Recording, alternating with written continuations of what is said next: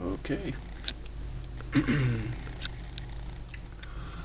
Area 51 exposed. You're going on a journey with me, and it's gonna blow your mind when I expose reality. But just hang in there. We're going in together.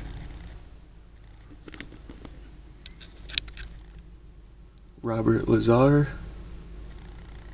is the man in the video. No, there's absolutely no ET craft, ET technology, anything like that at Area 51. This is why S4 was made specifically to separate it there. People at Area 51 do not have the clearance. I was paid by the Department of Naval Intelligence, and what they're doing, Naval Intelligence, extraterrestrial Oni. craft, is beyond me, but that's where my checks came from, so I can only assume that they were in charge of that.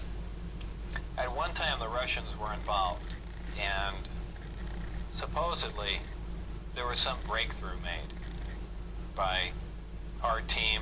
However, this project was split up, and right after that happened, the Russians were no longer permitted on the facility at all. And that's all I know about it. What was discovered, why they were kicked out, when they started working with us, is all unknown to me. I was put into the briefing room with 121 or 22 briefings, and really was just told to sit and read through them. I think they were there just to mainly educate me on what was going on. They weren't a complete in-depth explanation on everything else, but just essentially a brief synopsis on some of the other projects that were going on there. Supposedly, the information, now this isn't something that I determined, it's something I was told, that the crafts originated from a planet that orbited the Zeta Reticuli star system. Zeta Reticuli 1 and Zeta Reticuli 2 are two stars of a binary star system.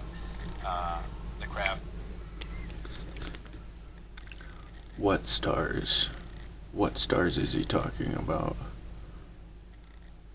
What two famous stars is he talking about? Famous people or famous test areas? Let's continue. Allegedly came from there. One or two autopsy photographs I saw dealt with just a small photograph, a bust shot essentially, just head, shoulders, and chest of an alien where the chest was cut open in T fashion and one single organ was removed.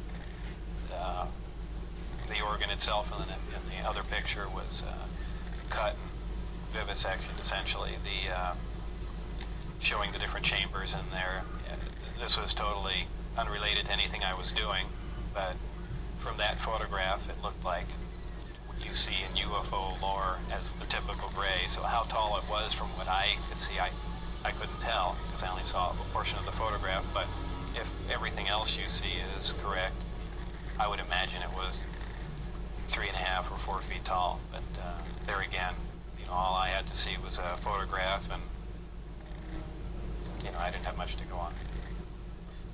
Allegedly, this interaction has occurred since, man was a simian creature, and, there were genetic alterations made.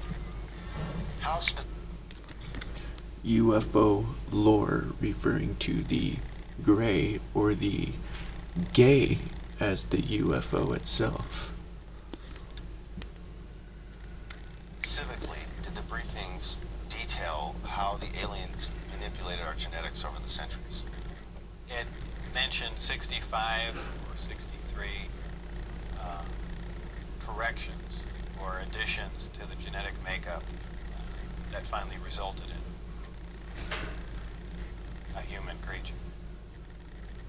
Allegedly, this interaction has occurred since, man was a simian creature, and, there were genetic alterations made. How specifically did the briefings...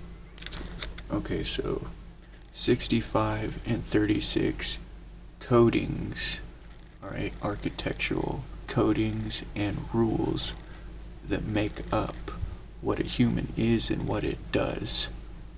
Let's continue.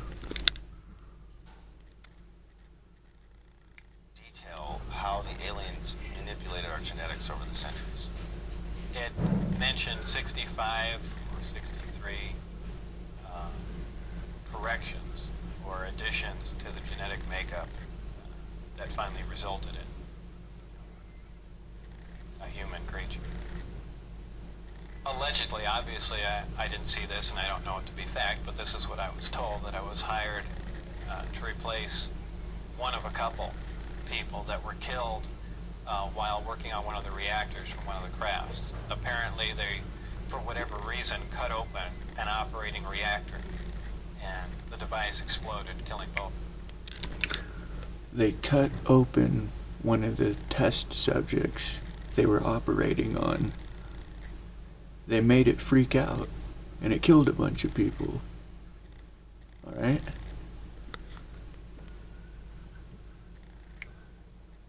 The scientists that were killed there, allegedly the detonation from the explosion was fairly large. It would have rivaled a small tactical nuke. So it was done at the Nevada test site, and it was to be passed off as an unannounced nuclear test. Again, this is a story that was relayed to me, and allegedly what happened in '79, there was some sort of information exchange going on where there were actual live aliens at the facility, and at one particular point there was an area where some security personnel went to enter, and apparently because not the sidearms but the bullets in the sidearms, from what I understand, if they would have entered the area, the bullets would have detonated. And supposedly one of the creatures tried to stop the security personnel from entering the area, and a fight ensued. And the bottom line from the altercation was that the security personnel, I don't remember how many were involved, but were all killed. They died of head wounds, and that's all that I heard of it. Head wounds. DEA. DEA. Not head. DEA wounds, okay. DEA rules. Alien rules. Matrix. Prison Planet. Scripted rules. Let's continue. Story. There were 22 people with majestic clearance. I had majestic clearance. Majestic clearance was designated as Majestic clearance means he had access to methamphetamine speed, DEA speed, okay? To get up to speed on reality and to keep up with what was really going on. Clear. Didn't know that, did you? clearance 38 levels above Q clearance, and Q clearance is the civilian top secret clearance. It probably really hit me when I got inside the craft and looked around and began to understand how the craft was operated, and finally grasped the whole project as a whole, as what we were doing, the fact that we weren't building this thing, we were trying to find out how it was made. We were back engineering it. Normally the craft, meaning what this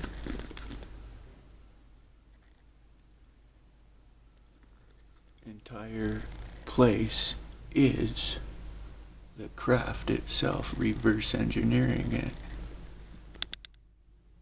It's pulled around to the opposite end of the facility, which was the main entrance, and that's where we went in. On this particular occasion, it pulled up to one of the hangar doors, which were normally closed, and the last one was open. We came out, and I saw the disc in the hangar.